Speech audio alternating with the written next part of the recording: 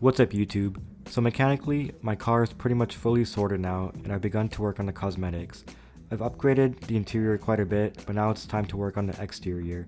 As you can see, my front bumper was in pretty bad shape when I bought the car. Both the fog lights and the brake ducts were missing, and the bottom valence was pretty bent.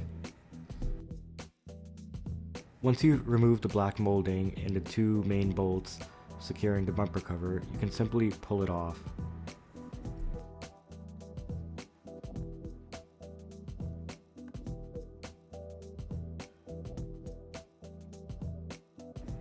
Here's an old bumper cover and a new one.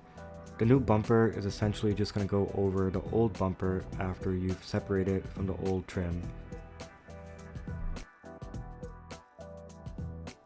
Installation was surprisingly easy. There's clips on the sides of the old bumper where the new one simply slides right onto.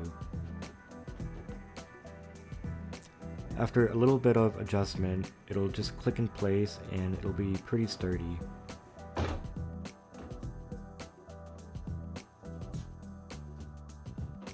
Don't be afraid to give it a few love taps to get it securely into place.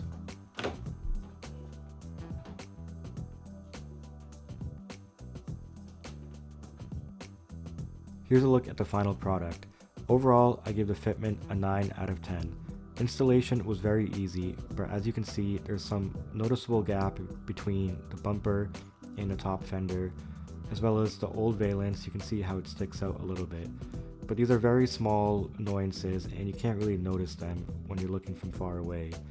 Overall, I love the look of this Mtech bumper and it's a huge improvement over what I was currently running. Also keep in mind that my car is 30 years old and my previous bumper was bent from the bottom a little bit, so you may not have the same issues that I did. Quick recap of the before and after. As you can see, the before looked absolutely terrible. The Garagistic bumper comes in flat black plastic, and this is my pre-fitment before I got it painted. I found a budget auto body shop that was able to paint it for just $250.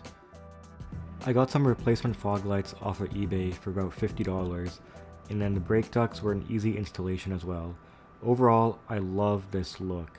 I can't believe it took me this long to work on the cosmetics, but I feel like my E30 is finally reaching its end.